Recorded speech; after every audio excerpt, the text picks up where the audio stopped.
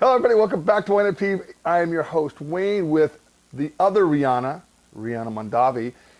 Also a witchy woman. She's going to show you her little witching rods for water. When we come back, she's going to tell you about a new wine program they just launched and their old classic. See you in a second.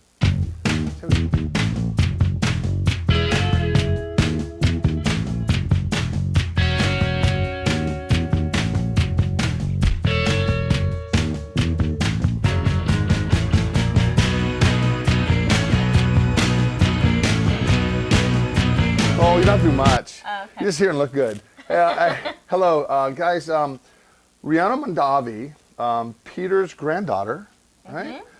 Stopped by, and they've got a couple of new wines they just released, as well as a classic. And first of all, Rihanna, tell us a little bit about, what a blessing. You've grown up with such a great last name in the wine business. But how to work hard at where you're at. It's not just because you grew up MonDavi, all of a sudden here's You gotta earn your stripes. You do, and you went from Napa to Florida. Now you're based out of Seattle. Yes. Which is, I love Seattle. I was born in Seattle, so it was a pretty cool town up there. And you stopped by, and it's a pleasure meeting you. Last time I lived in Napa, you were much younger, and so was I. But it's all good. So tell us a little bit about, growing up as a MonDavi, and the cool things and all the stories that your grandfather must have had. I could go on and Sure you on can. about the stories. We're Italian, so we talk a lot. Drinking and talking is one of your things. Yeah, there you go. I'm Jewish. Eating and drinking is one of our things. You understand. I understand. Like you said, it's a blessing. As a kid, honestly, my sisters and I and my cousins, we knew we were in Napa Valley, but we definitely took it for granted. We had no idea. We didn't understand what it meant to be a MonDavi, and when I decided to go off to college, I said, I'm getting out. I'm leaving. All young people they grew up in Napa. Napa's a small town. Yeah, Napa. right? Yeah. We've got one movie theater, one bar. I'm booking it.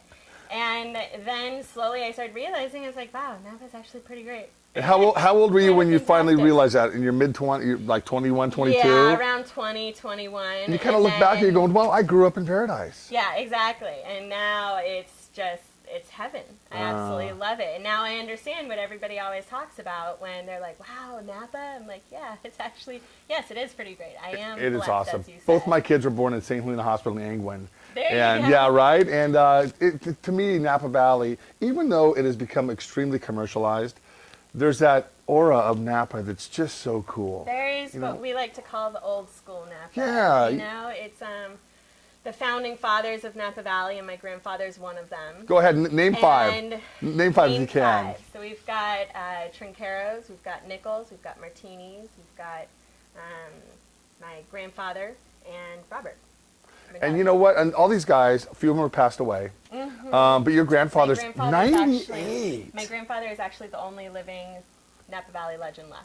98. So what a blessing to be able, and he still goes to work every day? He goes to work every day, Monday to Friday, 9 to 5. He drives himself there. He lives on the property, so it's a little easier, but he drives himself to the office, and he walks up 2 flights of stairs in order to get there. That is so cool. And That's what keeping him alive. Yeah. We're fortunate to still have him, and I hope he lasts another 5 to 10 years. I hope before he passes away that you get stories, film him. We are right now. Good My for sister you. does it every single Wednesday. They have a standing lunch appointment, and she's filming him, and he's answering all of our questions. That's awesome because one day stories, if you're blessed, if you want to have kids and then pass it on to their generations, you can look back, in 100 years, going, wow. This is my lineage. All right, so tell us a little bit about, this must be pretty exciting for you. This is the first new label you've had in how many years? 65 years. Wow. Yeah, so we started out with Charles Krug. My great-grandparents purchased Charles Krug in 1943. For how much? For $75,000. I believe it was roughly around 400 plus acres for $75,000. And we still own... Cha-ching. Yeah, we still own a fair amount of that property. That's awesome. Which is great, yeah. And then divining rod, just recently we decided, well, we've got Charles Krug, we love it, and let's come up with something different. Let's come up with something new. Charles Krug, very traditional and classic.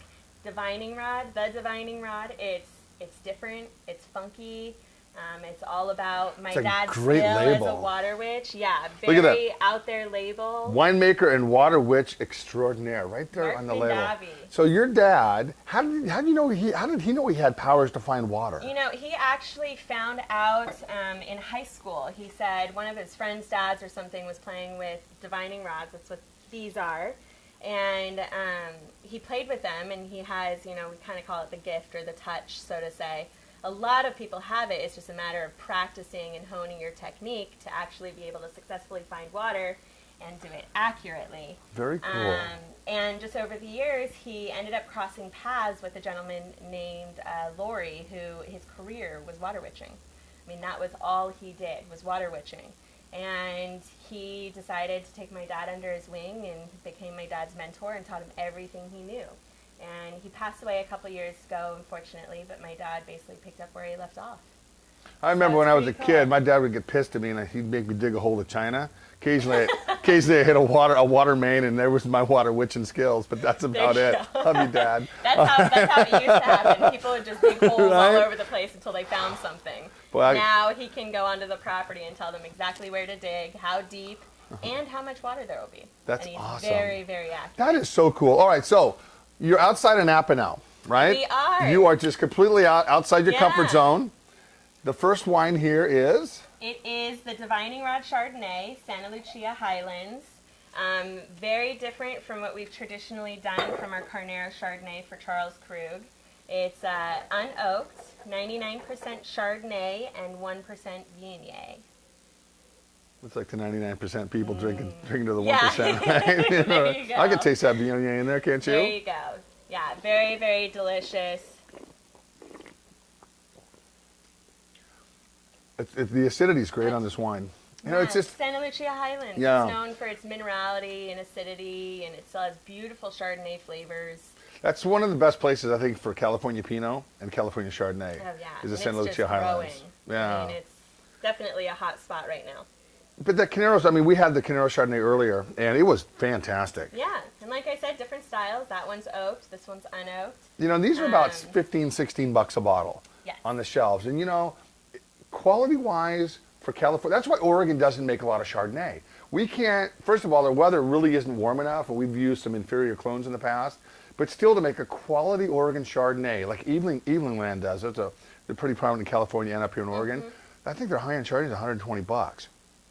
It's unaffordable to most, But California Chardonnay, with the nice weather you guys get down there, you can actually make a lot of Chardonnay and keep it between 12 and 18 bucks a bottle and have it be really good. And that's a sweet spot. It $15 is. to $20, that's definitely a sweet spot right now. And we decided to take advantage of the fact that people are enjoying wines at that price point and that region.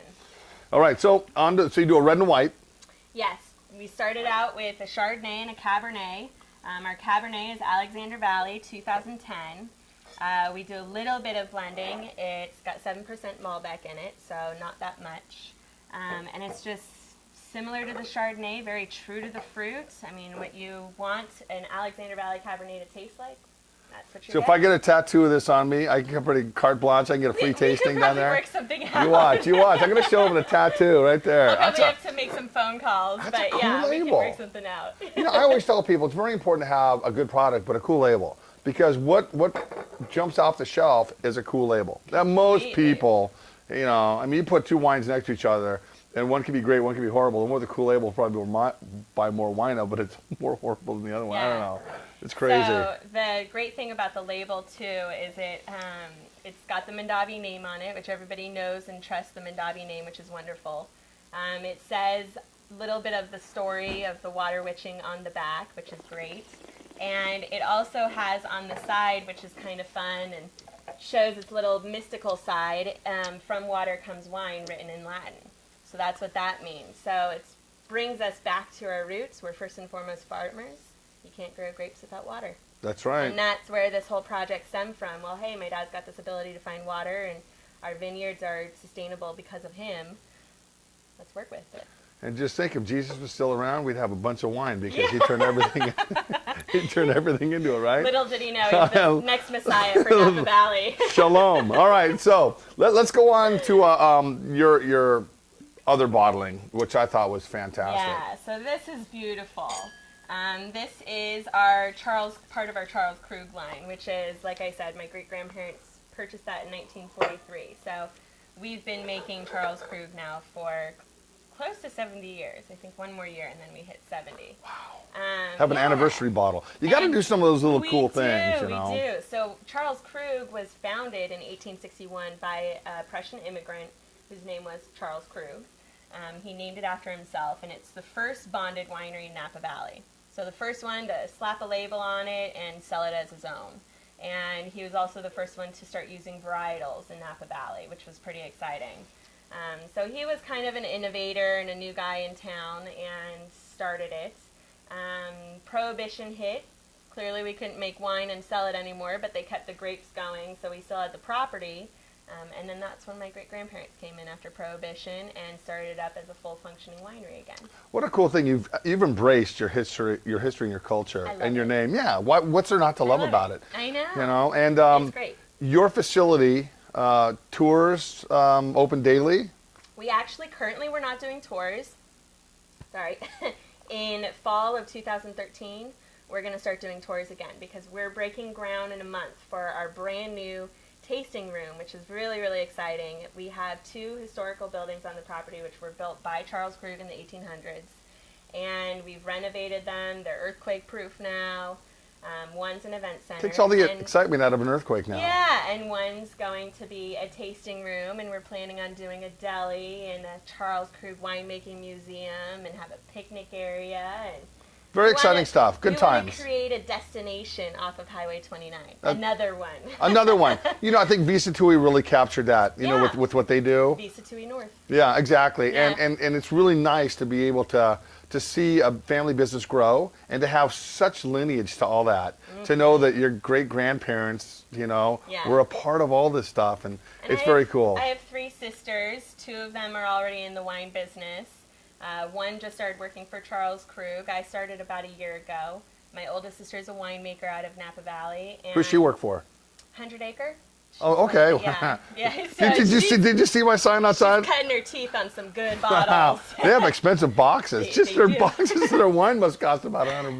Oh, it's delicious. It's good stuff. No, it is good stuff. It's good stuff. So good for her.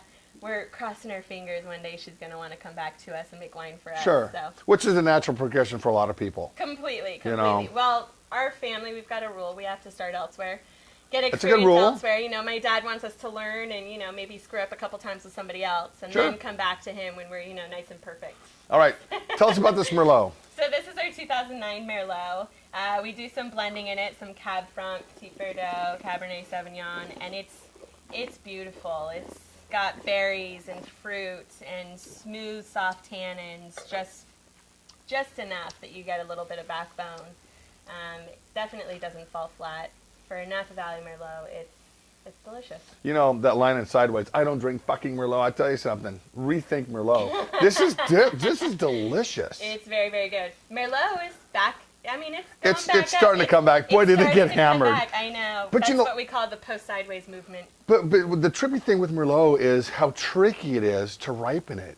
You know, we think Pinot Noir is hard, which it is. I'm not taking anything away from Pinot, but Merlot's that one grape where you never find that many great vintages of Merlot. Pinot Noir is hard for the mere fact it's got really thin skins. So it's just a sensitive grape to, you know, bruising, the climate, everything, just picking it. You know, you got to be careful with Pinot Noir. With Merlot, it's the ripening that makes it so difficult. It ripens so quickly.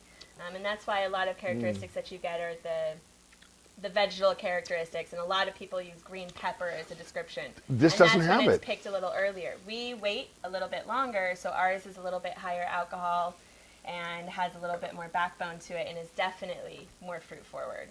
Awesome. Which I love. Rihanna, it is so good to see you. Don't be a stranger. No, you live in Seattle. Come on down here. We'll sit down with some other wines. I love Portland. I'm here all the time. It's a great beer, food, booze city, baby. I know, right? I'm coming back for the beer fest at the end of the month. Good for you. Yeah. You stop on by. Matter of fact, we'll go down there and grab a pint. Oh, yeah. Pint, which is always cool. All right, guys. Thanks for tuning in. Darling, it's great to meet you. And we'll be back in a little while. Thank you.